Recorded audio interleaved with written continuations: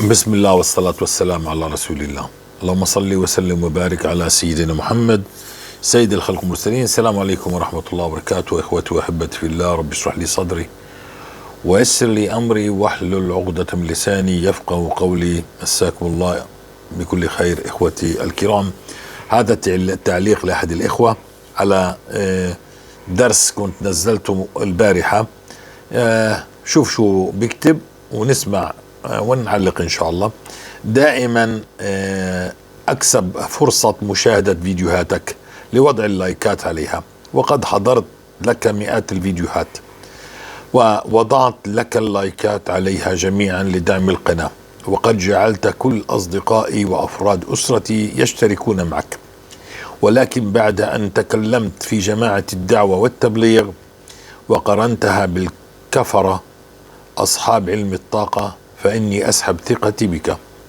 لو خالطت جماعة الدعوة والتبليغ لعلمت قيمتهم وأخلاقهم وحكمتهم والتزامهم بالسنن والطاعات وحبهم للصحابة الكرام رضوان الله عليهم أجمعين. طبعا أنا جاوبته أنت لم تسمع الدرس لآخره، لأنه بنى على كلام. إذا بنسمع على أي أساس بنى. وأنا لم أشبه جماعة الدعوة بأصحاب الطاقة أبدا، هذا افتراء علي طبعا. لكن هناك قصة في هذا الدرس لأحد الإخوة من الذين تقلبوا بين السلفية إلى الدعوة والتبليغ حتى وصل به الحال إلى اتباع علوم الطاقة. هذا هو. الآن نسمع إن شاء الله. أول شيء آسف لإزعاجك أستاذ محمد. الشيء الثاني اللي بغيت أقول له إنه سبحان الله الذي جعل لك قبول. وأنا يعني من يوم أفتح مقطع لو كان حتى طويل والله إني أستمتع وأجد انعكاسه على راحتي النفسية. وقلت في مقطع كلام أنا أتوقع إنه يعني سبب في تغيير في حياتي أمور كثيرة، واتضحت لي أمور كثيرة بفضل الله سبحانه وتعالى. يعني قلت لو تكلمت أنت عن موضوع التجارب، يوم الله سبحانه وتعالى يحبك، الله سبحانه يعمل لك الإعداد حتى إنك تخوض تجارب وتفهم. يوم تتكلم من واقع التجربة، أنت كذا حتقدر تأثر في الناس وتفيدهم. فأنا توجهت اتجاهات كثير، يعني كنت مع أهل الصحوة، مع السلفيين، قعدت فترة مع التبليغ، مع أهل الطاقة والتنمية الذاتية، قعدت فترة يعني لا إلى هؤلاء ولا إلى هؤلاء وخربنا الدنيا. دخلت في 8 مشاريع، يعني صار عندي تنوع كبير. وبدأت في قريب، يعني بدأت في التيك توك أصنع محتوى، وكنت محتار جدا إيش المحتوى اللي راح أصنعه. بدأت في موضوع الفشل والنجاح بحكم التجارب اللي مريت فيها، لكن الآن مع القناة تبعكم الله يجزاكم خير أتوقع إنه المحتوى عندي راح ياخذ منحنى مختلف تماما. فجزاك الله خير يوم قلت إنه كل ميسر لما خلق له. أنا في ذيك الحلقة يعني في أشياء اتضحت أمامي، وفعلا حسيت إني استوعبت حياتي كلها والتجارب اللي مريت فيها كلها إنها كانت إعداد، وعلي بإذن الله إني أبلغ آيات بإذن الله. طبعا هنا في معنا قصة لكنها طويلة شيئا ما. مغترب مغربي في فرنسا انغمس في علوم الطاقة حتى شككوه في دينه وقالوا إن هذا الدين يعني الإسلامي مزور. بدي أجاوب على السؤال الأول إن شاء الله. طبعا الأخ بيقول إني أنا سويت بين رجال الدعوة أو الحركة نعم السلفية.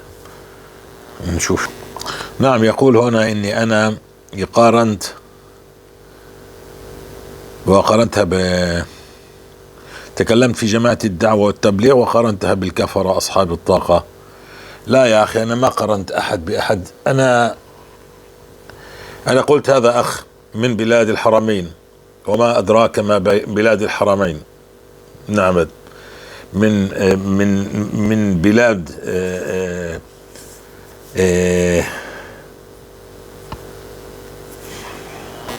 نعم من بلاد الحرمين، من مهبط الوحي ومن قبلة المسلمين ومهوى أفئدتهم. نعم، هذا رجل يعني كل منا يبحث عن خلاصه في هذه الدنيا. هو على خير ودائما يسأل الله هل أنا على خير، ولكن عندما تغلق الأبواب في وجهه يبدأ يتفقد نفسه، لماذا أنا هكذا؟ فهو قال، هذا الأخ السعودي نزلنا شفته اسمه، شفته تسجيله الصوتي بصوته، قال تابعت السلفية ثم انتقلت إلى الدعوة والتبليغ، ثم وصل بي الحال إلى علوم الطاقة، ثم في تسجيل صوتي آخر إلى اليأس والقنوط. من إيش؟ ليش يا أخي؟ أنا ما اتهمت أحد بشيء، أنا اتهمت إنه هذا البنيان فيه غلط، البنيان كله فيه غلط، بنيان يعني كل واحد. خلينا نتكلم عن سورة البقرة يا جماعة. وما دور سورة البقرة ودور تركها حسرة. كل واحد وكمان الاستغفار طبعا، لأن الله لا يعد المستغفر. لو بنينا حياتنا على الاستغفار فالله لا يعد المستغفر. فلا يمكن أنك تكون تايه في حياتك. المشكلة إن نحن يعني نتفنن بمعرفة أوامر الله، لكننا لا نعرف الله. عشان هيك فقدت الثقة بيننا وبين الله، ما في ثقة. كيف يعني ثقة؟ يعني شوف حوالنا، يعني يا جماعة احنا نتكلم كلام ولا احنا بنطبطب على الظهر ولا نربط على الأكتاف؟ ماذا نفعل؟ حقيقة الأمور إنه ما في عنا ولا فئة صابت إنه نحن الله قد فتح علينا والله مكن لنا ونحن ما شاء الله علينا ندعو الله فيستجيب، وهناك دولة إسلام يعني ما شاء الله، الله ناصرها ومؤيدها. ما في هذا الشيء، مش موجود عندنا. إنما هو موجود، ما في واحد وجد ضالته في الدين في هذا الزمان. الحمد لله رب العالمين، نحن في بلغ عنا ولو آية وجدنا كل شيء في دين الله، كل شيء موجود. لكن خلينا نخرج خارج إطار بلغوا عني ولو آية. الاستغفار سورة البقرة. ما احنا كنا يا جماعة ما شاء الله نصلي، ما شاء الله نصوم ونحج ونزكي، وإذا أذنبنا نتبع السيئة بحسنة، لربما من صلاة في جوف الليل أو قيام الليل أو قراءة صفحات من كتاب الله أو صيام اثنين وخميس أو صدقات من هنا. ما تركنا باب يا إخوتي إلا طرقناه. عسى الله أن يغير واقعنا. وكنا نفهم إننا يعني سيد الاستغفار يغفر الله فيه كل شيء، فقط قولوا. وعندما نصل إلى الباب المغلق إنه الأمور مش عمال تتحلحل، فنقول والله لربما إنه إحنا هذا زمن يغير الله فيه، ولكن يعني كل سنة كنا نقول عسى أن يكون هذا عام يغاث فيه الناس، ولكن الحاصل أنه يأتي عام أسوأ من الذي سبق. ونحن يعني كان في الماضي قبل 15-20 سنة كان في بعد شوية خير، صراحة كان في بعد شوية خير، كانت الناس في بعدها عندها شوية خير، قليل من الخير كان فيها، يعني مش هالقد مغموسة مما أخرجوا لنا هذا الموبايل بهذه الصورة وهذه المواقع الساقطة كلها، والواتساب والفيسبوك وكل هذه الوسائل التواصل الاجتماعي بدأت تخرب العلاقات بين الناس، وبدأ يخرب كل شيء، وبدأت يعني التيه، وبطلنا نهتدي سبيل. نعم كان في شوية حب بين المسلمين، كان في شوية صدق، كان في لكن اليوم احنا ضعنا كثير، يعني لربما مش 15 أكثر من 15-20 سنة هكذا كان أمرنا على يعني على خير، لكن احنا اليوم عن جد احنا ضعنا وضاعت البوصلة، بطلنا نعرف منين من نلاقيها. خربانة الأمور، خربانة في كل اتجاه. فهذا الشاب، نحن كلنا نبحث عن أرزاقنا، كلنا نبحث على أنه يعني الإنسان يعيش حياة طيبة كريمة. فالله جل في علاه أمسك عنده أمرين: الصحة والمال. الصحة والمال، وكأنها هي المنبه لك إنك لست على خير. المال عندما يعني ينقصك المال تبدأ تبحث، بدي مال لأنه قوام الحياة، والصحة كذلك. فعندما تمرض ويرفع الأطباء أيديهم عنك، ترفع يدك إلى السماء، تعرف أنه خلص أغلقت أبواب الأرض، فعليك أن تتوجه إلى الله، وهكذا. والمال كذلك، عندما يطبق عليك الله كل شيء والبنك لا يريد أن يساعدك، ولا إخوتك ولا قرايبك ولا حدا يستطيع أن يساعدك، وأنت قد غرقت في الديون، فأنت الآن تتوجه إلى الله. فبقي المال والصحة بيد الله، يعني وكأنه ينبهنا في هذين الأمرين بالأخص. طب أنا لما تعطلت حياتي وتعطلت أموري وبحثت في تجارات متنوعة ما زبطت، وأنا المفروض عندما أنا تقلبت بين الحركات الإسلامية والأحزاب وهكذا، إني أجد ضالتي.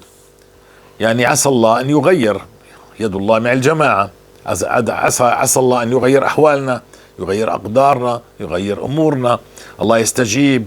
كان في الماضي في زخم في الماضي، نعم أنا بتكلم حقيقة، في الماضي قبل 25 سنة كان في زخم للدرس الدين، كان في له زخم، نعم تأخذه محمل الجاد، تبدأ يعني قلت لك ما كان في، مش ساقطين هالقد. اليوم خذ سيارة وبتقسط على راحتك وانت بدك. في الماضي ما كانوا يعطوا قروض ربوية للكل، لا ما كانش الناس بعدها مغموسة، وكانت الناس بعدها على خير، وبعد في أراضي وساع، نعم كان في بعد وساع عندها، بعد في عندها عقارات، بعدها الغلا مش واصل إلى أوجه، يعني الأمور كانت بعدها في خير، بعد في خير. فما كان في حاجة الواحد إنه مثلا يأخذ القروض الربوية التي يحاربه الله فيها. ما كان بعده هذا الموبايل مشتغل شغله في الناس بالإباحيات والسقطات وكل هذا، بعده مش مشتغل، كانت الناس بعدها على التلفاز. نعم يعني أهون مصيبة من هذا، من الموبايل. فالأمور بعدها كان يعني جميلة، بعد في جمال في الدين. ليش؟ لأنه إحنا ما اقترفنا الذنوب الموبقات من أكل الربا ومن الإباحيات، ذنوب الخلوات وكل هذا. وبدأت يعني الله يعاقب فينا ونقطع الأرحام، وخلص ضعنا. يعني هون هذا الأخ تقلب، بقول لك أنا تقلبت في السلفية وتقلبت في جماعة الدعوة والتبليغ، ويبحث عن الخلاص والأخ، فما وجد لا هنا ولا هناك. وهذه الحقيقة، من يجد الآن في شيء في ديننا؟ ولا في شيء خالصة. الحمد لله رب العالمين الذي فتح علينا ببلغ عنا ولو آية عن الاستغفار، أن الاستغفار لا يعذب الله مستغفر، وفي هناك خارطة الطريق للاستغفار، وكل الذين لزموا الاستغفار فتح الله عليهم، رجع لهم أرزاقهم، رجع لهم حياتهم الطيبة الكريمة، بدأوا يجدوا الله، بدأوا يجدوا معاني كل المعاني التي في ديننا. نعم بدأنا نعرف كيف نعيش أحاديث رسول الله ونحققها، ونحقق نعم من عمل صالحا من ذكر أو أنثى وهو مؤمن فلنحيينه حياة طيبة. بدأنا نجدها هذه، مش 1 و2 و10 و1000 و10,000 و20 و50,000 و100,000 و200,000. نعم بدأنا نجدها عشرات آلاف التدوينات في التعليقات، أنا وجدت فوجد ضالته. هذا جميل. طب هل نحن يعني تابعين لمن؟ نحن تابعين لقال الله وقال رسول الله. نحن لسنا تابعين لا للسلفية ولا للدعوة والتبليغ ولا تابعين لحدا، نحن تابعين على خطى رسول الله صلى الله عليه وسلم. قال الله وقال رسول الله، نأخذ الحديث ونعيشه تطبيق. نعم بلغوا عني ولو آية.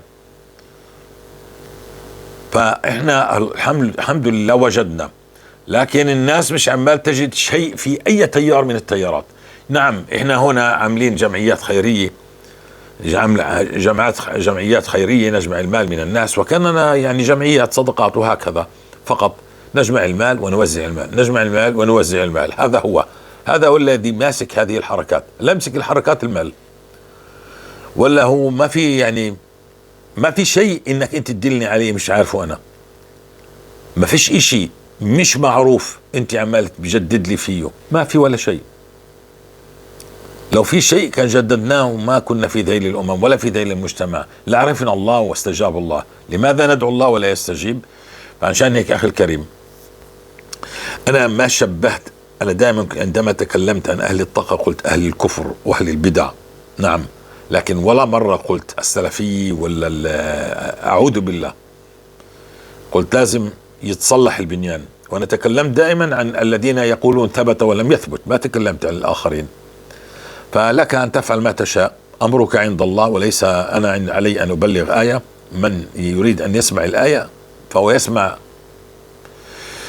وأمره عند الله.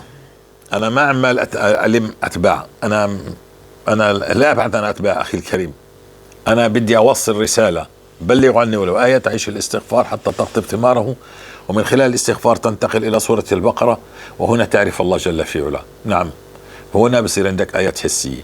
انت بدك سورة البقرة أخي الكريم، أنت الذي تسمعني عليك أن تعيش مع سورة البقرة عشان تعرف هل هذه الجماعة التي تتبعها أو تلك الجماعة أو الحزب الفلاني أو الحزب الفلاني أو حتى التجارة الفلانية أو أي شيء في حياتك. بدون سورة البقرة لا تعرف أنت كنت على حق ولا باطل. بدون سورة البقرة أنت لن تعرف إنك هل أنا على حق ولا على باطل. هل هاي الجماعة، احنا ما بنكفر أخي الكريم، ما كفرنا. ما تقولش هذا الكلام، هذا لا يليق، انت تفتري علي، انت تفتري علي. لكن كل واحد يبحث نفسه. لن تهتدي لوحدك. مع سورة البقرة سترى لأنه سورة البقرة سترتب لك الأولويات بفضل الله. والله بالاستغفار لن يعد مستغفر، فلن تبقى تمشي وراء لربما سراب، ما فيش نتيجة من وراء الأمر الذي أنت فيه. لازم نصل لمعرفة الله، لازم يا رب يستجيب الله. أما فقط نردد الأحاديث ونجمع حسنات، وكمان شوي بيحرمونا نسمي محمد ونسمي محمود هذه الأسماء. نعم، في دولة آسيوية مسلمة أظن منعوا تسمية اسم محمد حتى، ولا الاحتفال في العيدين. نعم، ومنعوا الحجاب ومنعوا كل شيء. ليش؟ لماذا؟ لأنه الناس بدها تخلع الحجاب، صدقني، ولا بدها تسمي ولا شيء. الناس بتمثل، والله لا يريدها تمثل، فبده يخليها واضحة. اعرف إنه الأمر كله بيد الله. يعني كانت يعني الناس اللي لا تذهب على المساجد مثلا، التي لا تذهب على المساجد، يعني لو أغلقوا المساجد بالنسبة لها أريح لها، صدقني أريح لها. لكن عندما يعني يغلق المساجد يعني عنوة، بصير يعمل حاله إنه بده مسجد. أنت ما كنت تذهب على المساجد، وهكذا هو أحوالنا. إحنا بنمثل، إحنا مش حقيقيين. إحنا بدنا هذا الذي إحنا بدنا إياه. إحنا صار بالنسبة لنا الدين عبء، ما فيهش إشي.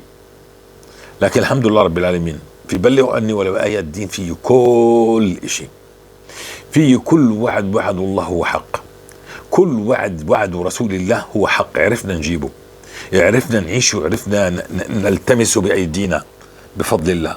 نعم، لمسناه ومتابعين لمسوه، والحمد لله. وهناك عشرات آلاف في القصص لمسوا وجدوا بفضل الله، من فضل الله، بسورة البقرة والاستغفار. وستجد كل شيء، وعندك خارطة الطريق لكل حديث، كل حديث. يعني أنا أعجب لناس تتكلم. على ماذا تتكلم أخي الكريم؟ يعني لازم الإنسان المتكلم،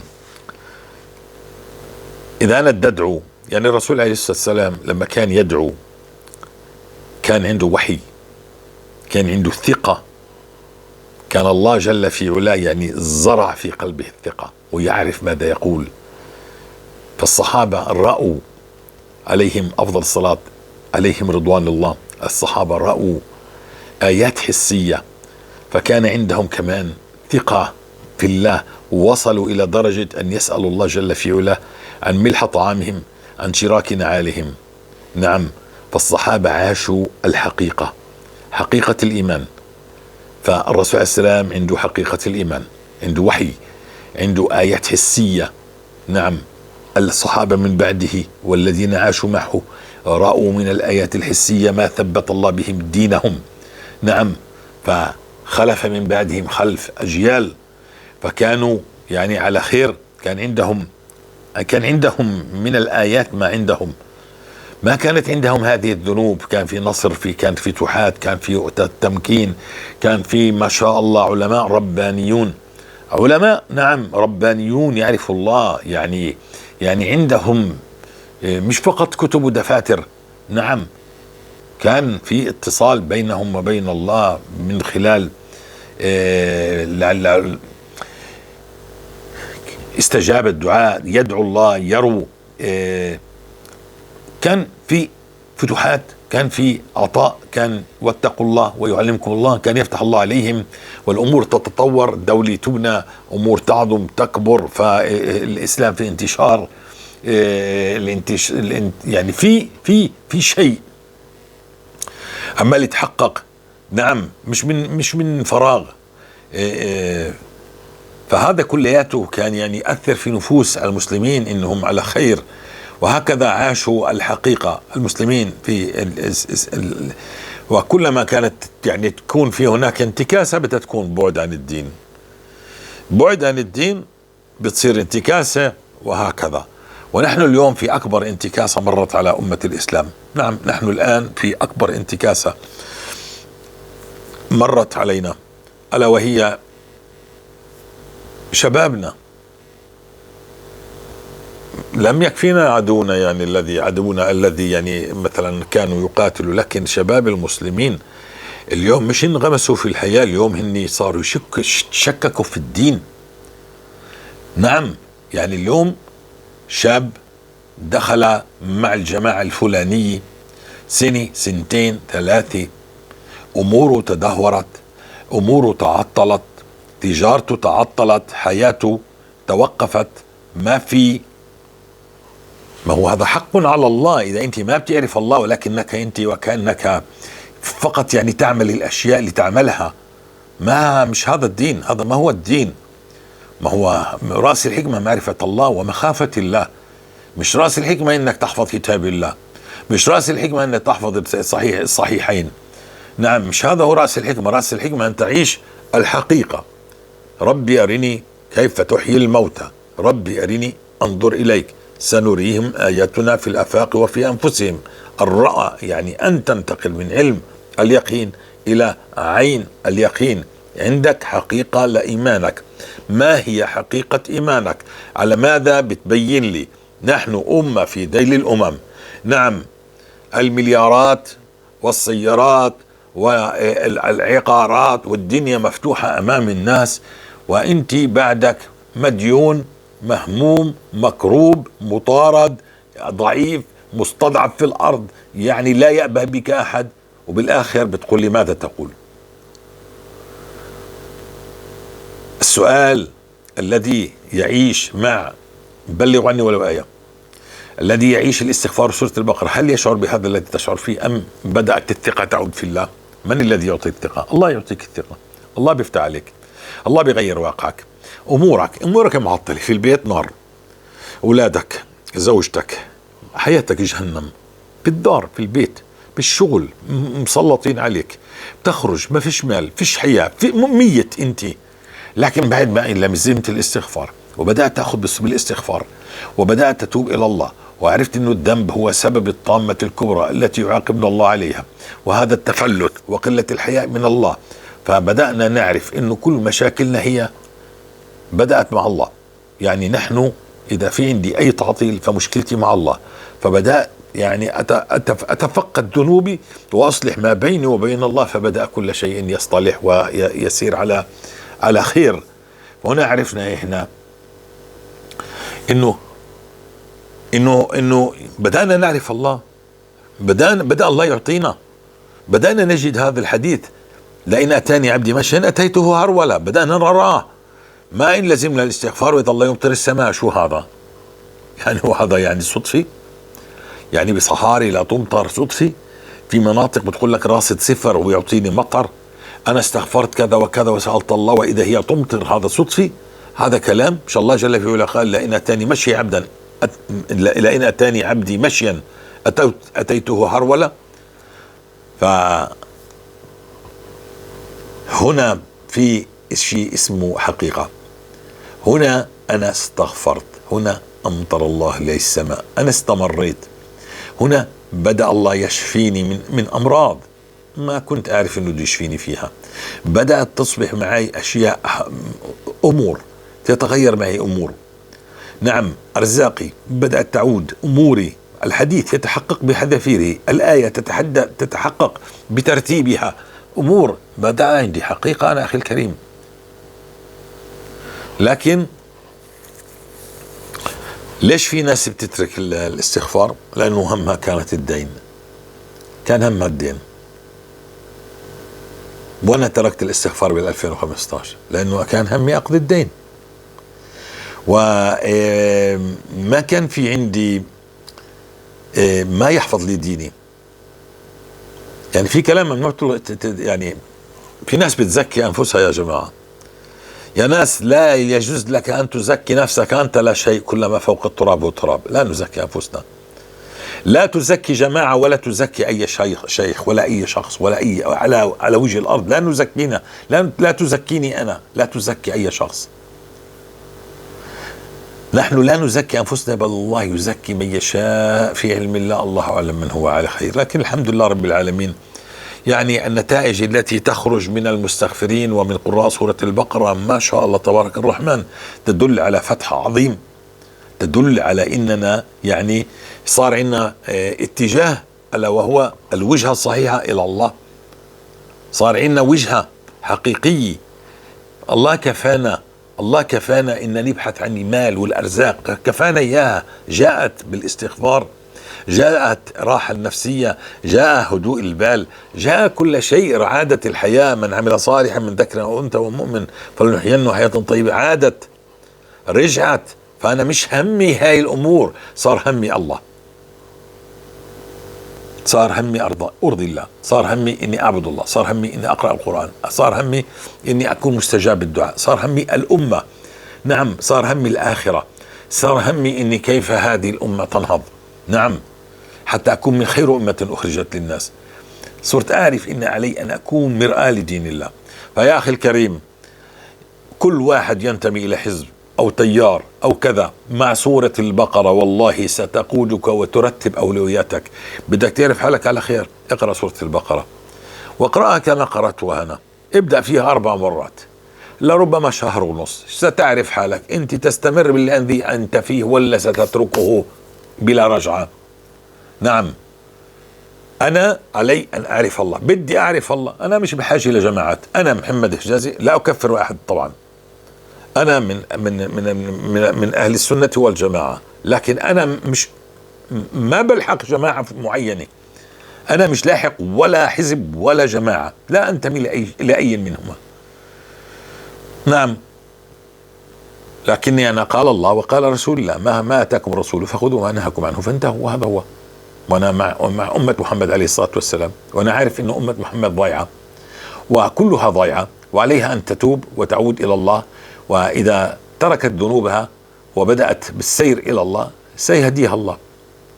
والذين جاهدوا فينا لنهدينهم سبلنا. بدك تبقى تجاهد بنفسك انك تترك الذنوب وتبدأ بالاستغفار، لأنه ممحاة الذنوب، وبالاستغفار يكون الرزق، بالاستغفار يأتيك الرزق والمال والصحة والولد وكل شيء تبحث عنه في هذه الدنيا، ومقومات هذه الدنيا موجودة في الاستغفار.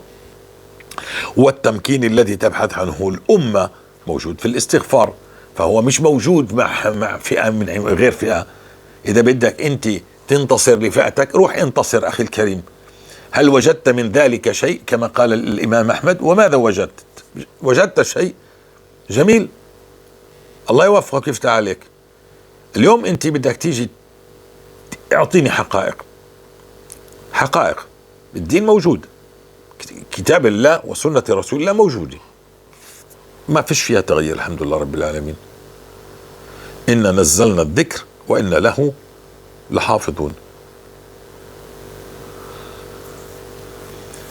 فالله حافظ الدين، ما رايح يتغير ولا يتبدل، لكن إحنا الذين غيرنا وبدلنا، أخذنا ما نريد وتركنا ما نريد، هكذا إحنا الذين بدلنا. عشان أنا ما أبدل ولا أغير وأستقيم على أمر الله بدي سورة البقرة. أكبر مرشد، أكبر من أكبر شيخ هي سورة البقرة، والله سورة البقرة أكبر من أكبر شيخ. نعم، سورة البقرة هي عقلك المدبر. سورة البقرة بفضل الله سترتب لك أولوياتك، أو سيرتب الله لك أولوياتك. ما هو الأولى فالأولى إنك تتبع وتأخذه، وما هو باطل في حياتك وأنت كنت تظن إنه خير. وكثير من الباطل شلحناه وكنا مقدسين من نعمله، هو أهم الأولويات عندي. نعم، بدي أكبر متجر وأبقى أنا أشهر واحد، واليوم أنا ما بيهمني هذا الكلام ولا بدي إياته. الحمد لله رب العالمين، الله كفيني، وهمي على الأمة بفضل الله، مش همي نفسي. هذا هو الجميل، هذا هو الجميل، مش همي نفسي، والحمد لله رب العالمين. أنا كنت نشرت لأحد الإخوة مقطع فيديو تكلم عن 30,000 استغفار وشفاء الرجل، فواحد بيعلق يعني جميل إنك أنت مش تحتكر الإشي لك. يا جماعة في الماضي سمعت إنه ناس تتكلم، قنوات، أنا نصحت القنوات إنه يأخذوا ب30,000 استغفار وينشروا القصص اللي عندنا، لكن في منها طلعت قنوات طاقة، ما كنت أعرف إنها قنوات طاقة. قنوات الطاقة كلها كفرية، انتهى الموضوع. بيعرف صاحبها ولا بيعرفش، هي كفر ولا يجوز. نعم، هي تضليل، وهي نعم. فعندما يأخذ هذا اللي عنده قناة طاقة يتكلم عن محمد حجازي مع الاستغفار ويخلطها مع أنت بتوه. فأنا لا أعرف من محتوى القناة، أنا أخذت قصة لشخص، فأنا ما بعرف شو محتواه، وأنا ما بحبش إلا بضله كل يوم بتكلم بموضوع. لا، ما بحبهن هذولا، ما فيش عنده موضوع يعني عايش معاه، يعني ما عنده حقيقة شيء. يوم مع الحوقة، يوم مع الصلاة على رسول الله، ويوم يقسم إنه بتقول كذا بيجي كذا. من أين لك يا أخي كل هذا؟ والله هذا تضليل. ولو كانت أحاديث صحيحة، أي حديث ما فيهوش خارطة الطريق هذا بتضلل الناس فيه. لازم يكون في خريطة الطريق لكل حديث، عشان أنا لما باخذ الحديث لرسول الله بتقول لي أنا لزمت كذا وكذا، ومدة كذا وكذا، وبطريقة كذا وكذا، وفي مطبات كذا وكذا، وأول عطاء كذا وكذا، وبعد ذلك، وأنا أرى كل شيء. كالويز، هذا الويز أو الGPS اللي بيعطيك خارطة الطريق تصل لمنطقة مثلا من هون إلى مكة، فبقول لك في دوار، وبعدين في على خذ على اليسار، وبعدين خذ على اليمين، وبعدين 10 كيلومتر استمر كذا، في خارطة الطريق. أما هكذا استغفرت 10,000 تركت كل شيء، بطل في عندي ثقة في الاستغفار، وبطل عندي ثقة في دين الله. فإني أنا أتكلم بدون حقيقة لديني وحقيقة لما وجد، ما بينفع أخي الكريم. هذا زمان، خلينا أرني أنظر. نعم، قال ربي أرني أنظر إليك. هذا زمان أرني أنظر، خليني أشوف شو الحقيقة اللي عندك. ليش إحنا في ذيل الأمم؟ قل لي، تقوليش إحنا بلاء، إحنا ما تركنا ذنب إلا اقترفناه من ربا وقطيعة أرحام وزنا وغناء وطرب وإسراف وتبذير وعري وتكشف وانبطاح تحت الشهوة والرياء والأنا وتعظيم الذات. ما تركنا شيء إلا واقترفناه، وبالآخر تقول لي نحن في بلاء. والله هذا لا يجوز، هذا تضليل وأكبر تضليل. طب شو أعمل عشان إني أنا أعيش الحياة الطيبة الكريمة وأجد ثقتي في ديني وإنه الله يمكن لنا؟ بتعرف تقول لي هذا الكلام أنت لما بتخرج للناس؟ تعرف تقول لي ياتو؟ هل وجدت من ذلك شيء؟ كما قال احنا صحبي طيبي جميل، انت صحبي طيبي، نعم صحبي طيبي جميل، لكن المسؤوليات اكبر من صحبي طيبي فقط. المسؤوليات اكبر. امي في ذيل الامم، امي تطرد من ديارها. نعم، امه ينكل فيها وتغتصب بناتها. شو مالك انت يا رجال؟ انت عايش في حلم ولا في ماذا؟ لكن عندما نجد الله لا يعد مستغفر، لكن أنه مستغفر، المستغفر الذي الله ختم عليه إنه هذا مستغفر. ما أنت لما بتروح تتعلم طب، أنت بتتعلم 7 سنين طب، مع كاش الختم إنك طبيب. لما بتختم لك الدولي إنك طبيب بتصير طبيب، ولما بتختم لك الدولي إنك أنت مهندس، يعني الخاتم الشهادي، بصير أنت مهندس. أما أنا مستغفر صحيح، بس أنه يختم الله علي إني أنا مستغفر، وهنا يبدأ عطاء الله. لازم أنا يعني خلص على الاستغفار ما عدت أتركه.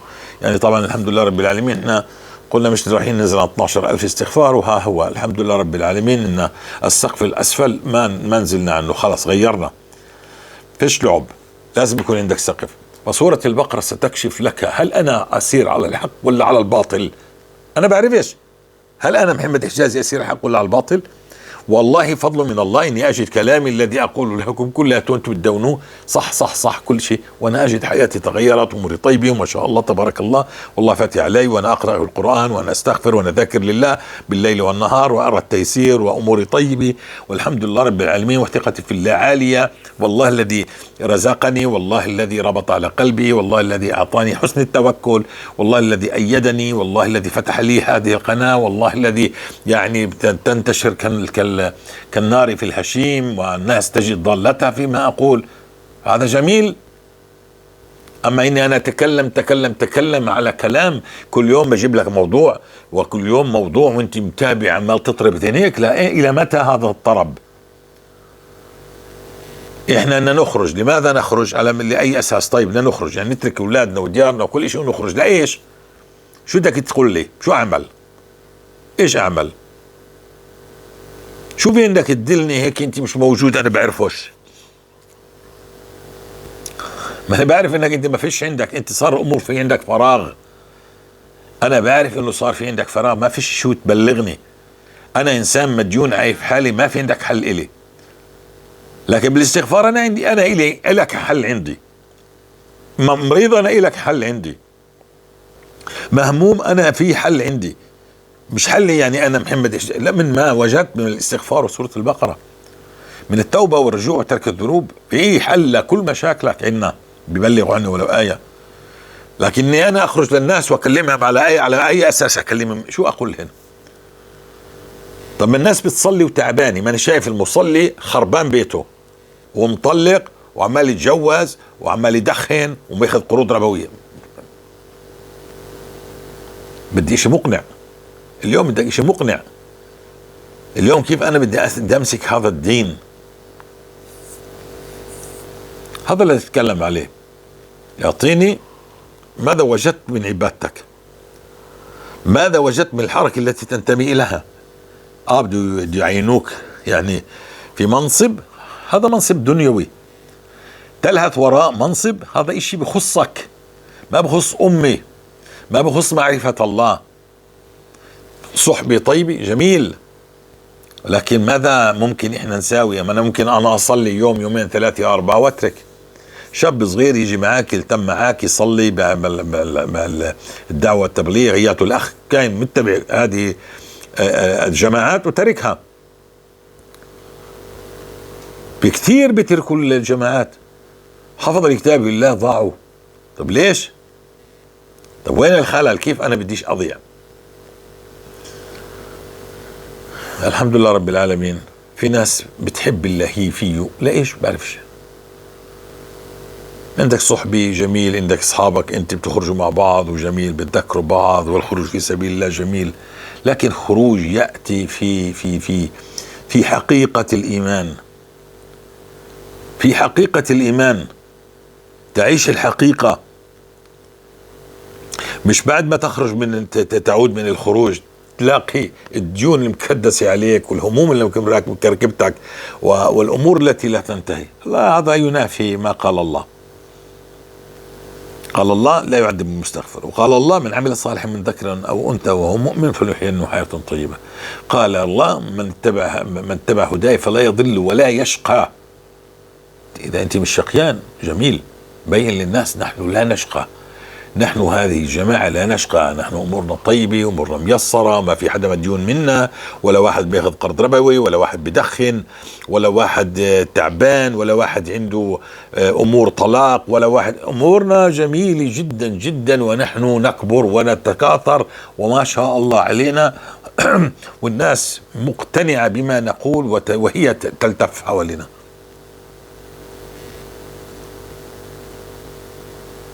ما دعونا حدا على هذه القناة، الله جاء بكم، ما دعونا حدا، لأن الناس وجدت ما تبحث عنه في هذه القناة.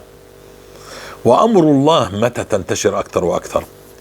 أهم شيء يا جماعة لا تزكوا أنفسكم، لا تزكي أي شخص على وجه الأرض، لا نزكي أنفسنا، نظن فيك خير ولا نزكيك على الله.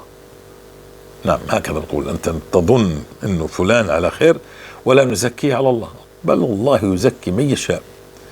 فلا تقدس الأشخاص، الأشخاص يأتوا ويذهبوا، يبدل الله، يقلب الله القلوب، يقلب القلوب كيفما يشاء، نسأل الله الثبات. فالله يرضى عليكم ويبارك فيكم.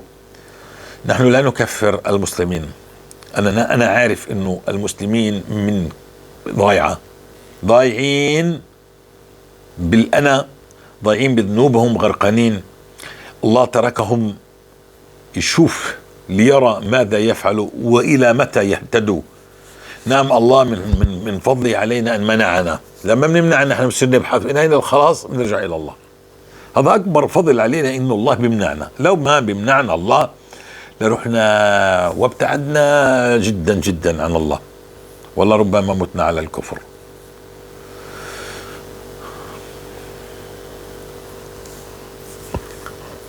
الحمد لله رب العالمين. لازم كل واحد من عبادته يجد. المشكلة في ناس تتكلم وهي لم تعمل ولا شيء. أنا أعجب والله لناس لا يعيشوا ولا حقيقة أي شيء ويتكلموا عنها. هذا زمن الحقائق أخي الكريم، إخوتي الكرام. ولا واحد يزكي نفسه، ولا تزكوا الناس، ولا تزكوا الناس، ولا تعيشوا بأوهام، عيشوا في الحقيقة. نعم الناس التي تعيش في الرؤى، لا، عيش في الحقيقة يا طيب. حقيقة أنك مستجاب الدعاء، حقيقة أن الله رزقك، حقيقة أن الله غير أحوالك، حقيقة أن الله قد ربط على قلبك، حقيقة أنك متوكل، حقيقة حق التوكل مش كذب. أنت بدأت تعيش الحقيقة، بدأت تعيش الحقيقة، أولوياتك ترتبت، أمورك بدأت تكون كما يريد الله.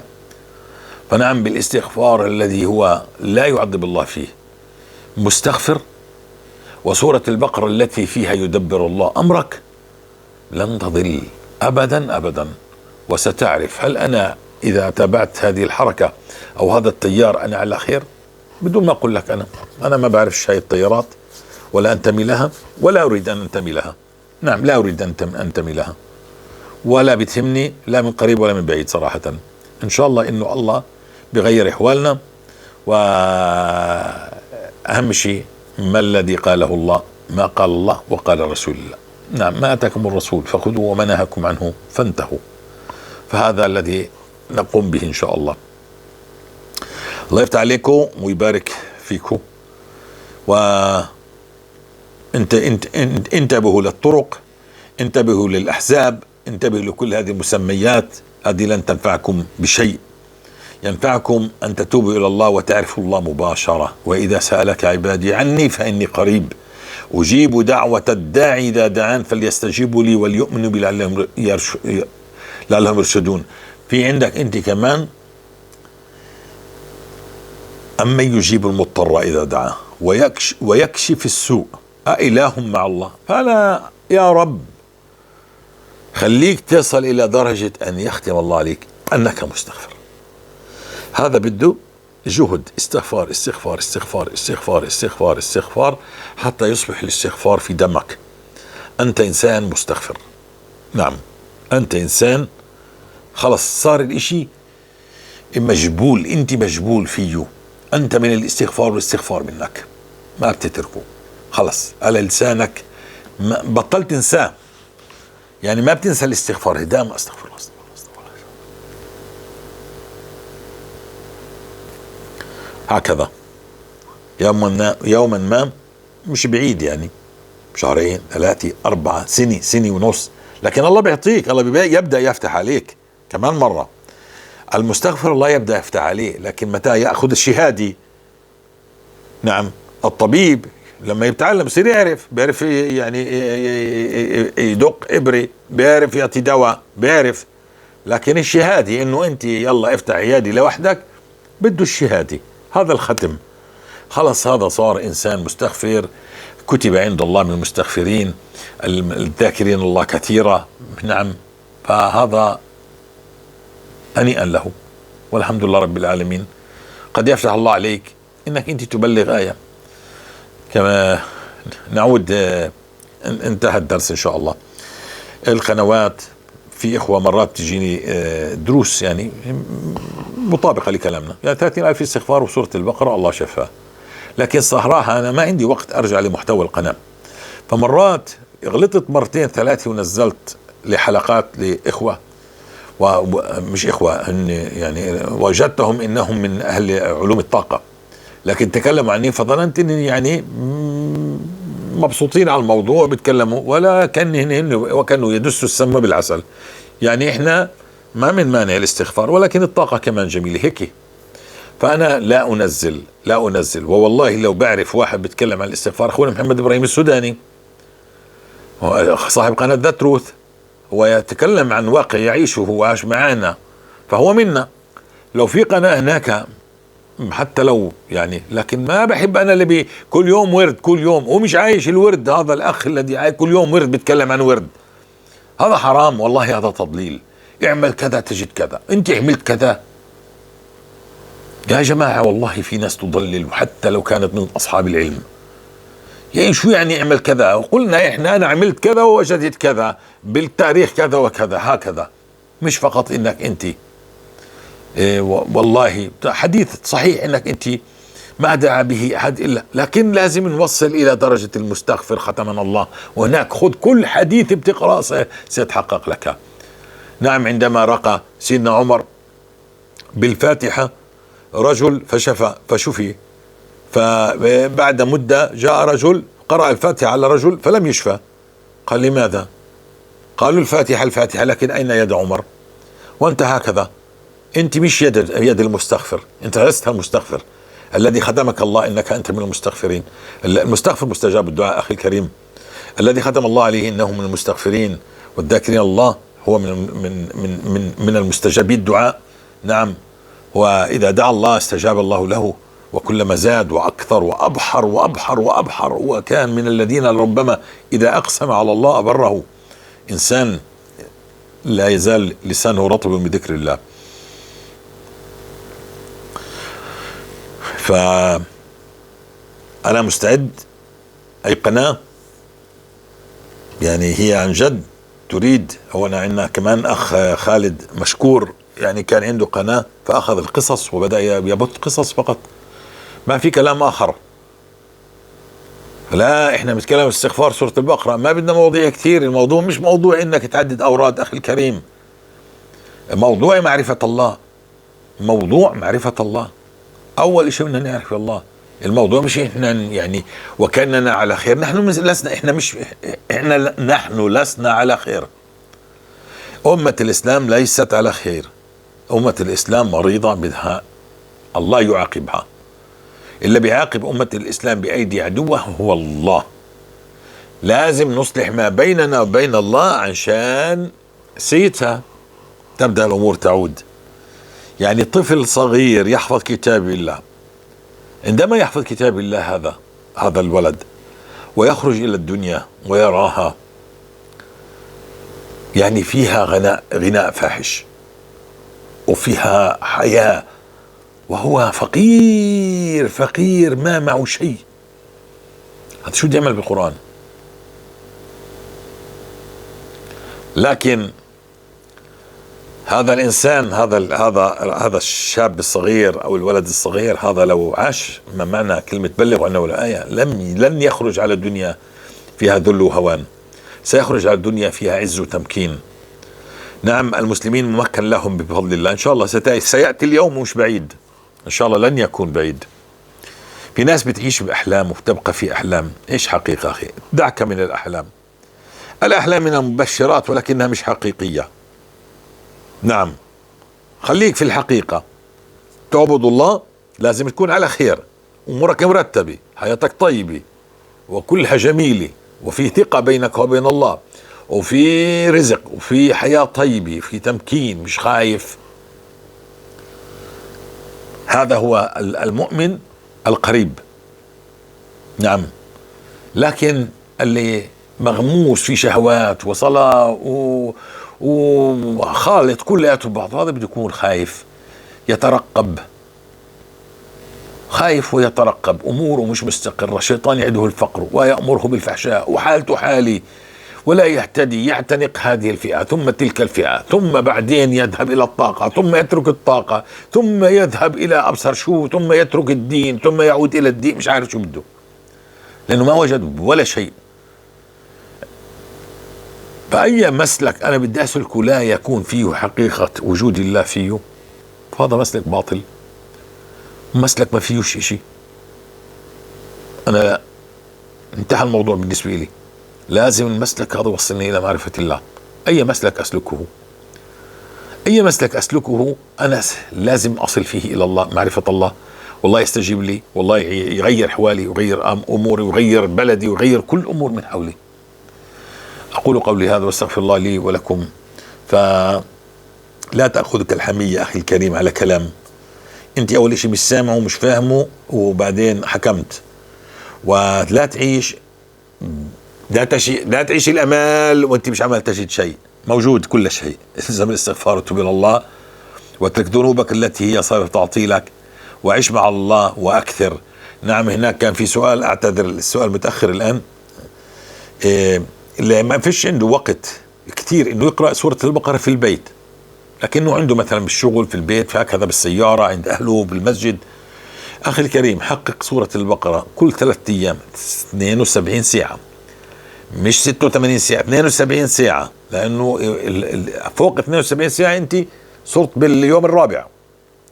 3 أيام، إنك أنت كل 3 أيام تقرأ سورة البقرة مرة في البيت، مرة كاملة في البيت. يعني ممكن تقرأ اليوم جزء، بكرة تقرأ كمان الجزء الثاني، ولا بعده تقرأ ما تبقى من سورة البقرة. وصلت؟ الأفضل كلها لجلسة واحدة، لكن إذا تعذر عليك فخلص، أو كل 3 أيام، يعني قرأتها اليوم برجع اليوم الثالث، أو بقرأ اليوم جزء وبكرة جزء وبعد بكرة هكذا، أو اليوم بقرأ جزئين وبعد، المهم أخلصها خلال 3 أيام. مفهوم؟